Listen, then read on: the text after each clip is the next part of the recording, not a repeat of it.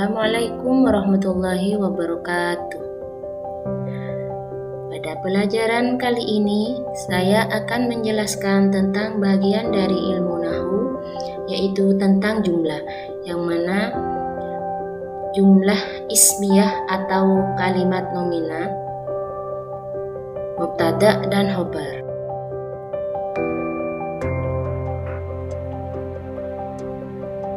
Pengertian jumlah ismiyah. Jumlah ismiyah adalah kalimat yang diawali dengan kata isim atau nomina. Jumlah ismiyah terdiri dari dua bagian, yaitu mubtada sebagai pangkal kalimat dan khobar sebagai pelengkap kalimat. Mubtada adalah subjek sebuah kalimat, bisa berupa kata benda atau bisa berupa kata ganti dalam kurung isim domir.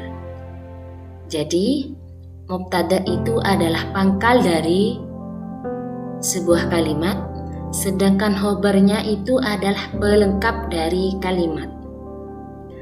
Nah, mubtada itu adalah subjek sebuah kalimat, bisa berupa kata benda atau berupa isim domir. Mubtada harus marfu, artinya harokat terakhirnya harus dhammah atau dhammatain, atau sesuai dengan tanda pada i'rab isim atau kasus nomina.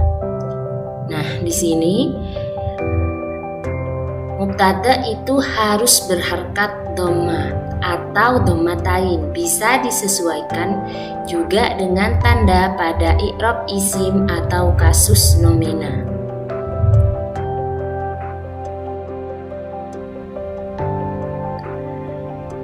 Jumlah ismiyah terdiri dari dua unsur, yang mana sudah dijelaskan tadi, yaitu mubtada sebagai pangkal kalimat dan khobar sebagai pelengkap, atau mubtada itu bisa dikenal dengan subjek dan khobar sebagai predikat, sesuai dengan contoh al-masjidu qaribun.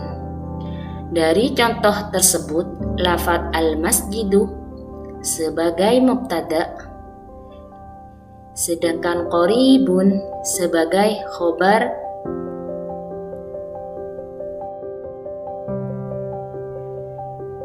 Pengertian mubtada.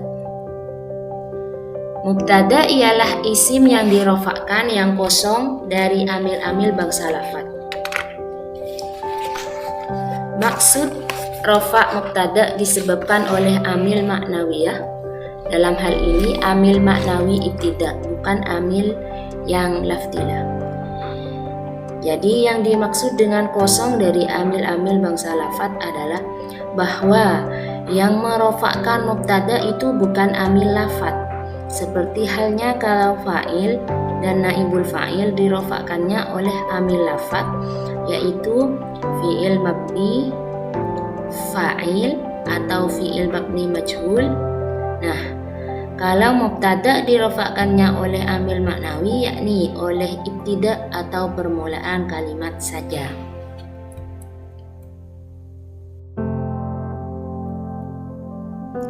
Pembagian mubtada. 1. Mubtada dhahir, yaitu berupa isim dhahir, makna yang menunjukkan secara langsung, seperti pada contoh al-masjidu qaribun. Jadi di contoh ini maknanya yaitu langsung ditunjukkan kepada masjid, yang kata benda masjid yang dekat, al-masjidu qaribun. Jadi isim dhahir itu yaitu menunjukkan secara langsung benda tersebut. 2. Mubtada dhamir, yaitu mubtada berupa isim dhamir, yang artinya rujukan yang tersimpan dalam suatu kalimat. Berarti di dalam kalimat itu ada isim dhamir, yaitu menggunakan isim dhamir yang mana merujuk kepada benda, seperti huma qaimani, hum qaimuna, mereka berdiri.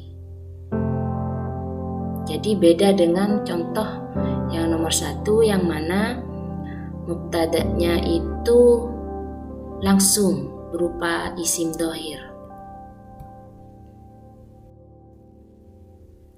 Pengertian khobar. Khobar adalah isim yang rofa yang disandarkan kepada mubtada. Khobar dapat dipadankan dengan predikat. Jadi khobar itu bisa disamakan dengan predikat yang biasa kita pelajari dalam bahasa Indonesia.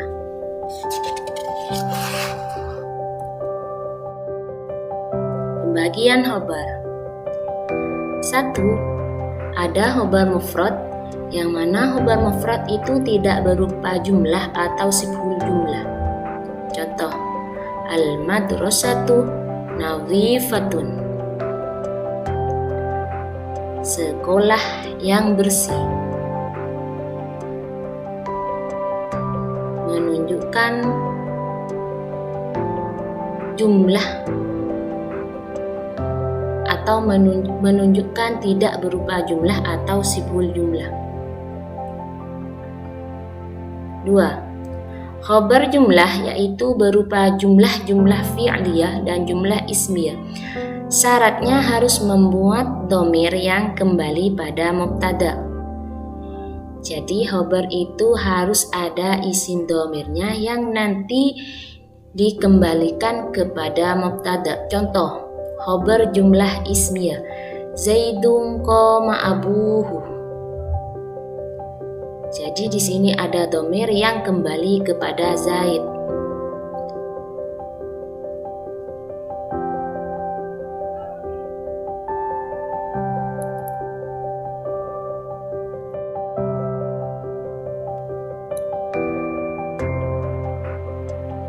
Khobar sibhu jumlah yaitu berupa jar majrur atau dzaraf madrur.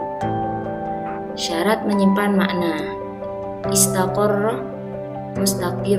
Contoh khobar berupa jar majrur, Mahmud fil madrasati, Mahmud di sekolah.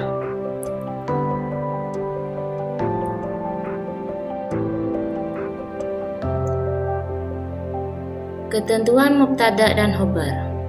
1. Mubtada dan khobar beri'rab rafa.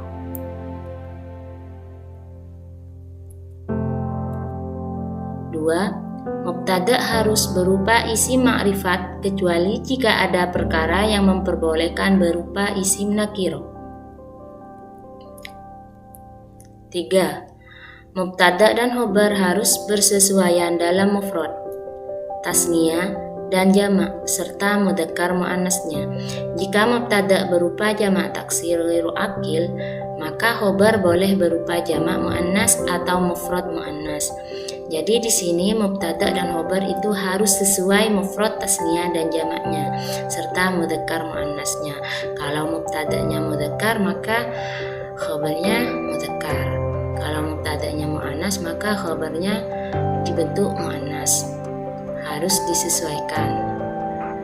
Jika mubtada berupa jamak taksir ghairu aqil, jadi jamak taksir yang tidak mempunyai akal, maka khobar boleh berupa jamak muannas dan boleh juga menggunakan khobar mufrad muannas. Contoh, al-madarisu kabiratun, al-madarisu kabiratun.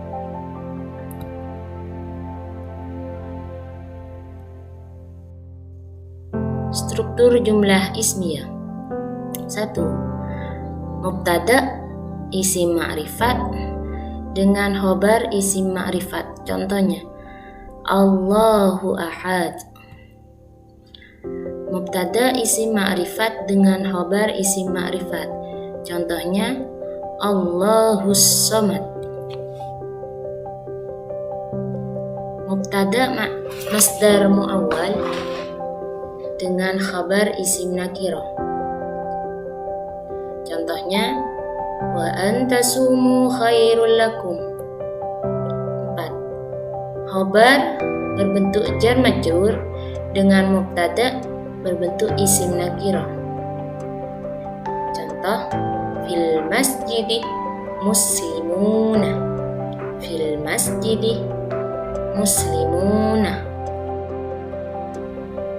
5. Khobar berbentuk dzaraf madruf dengan mubtada berbentuk isim nakirah.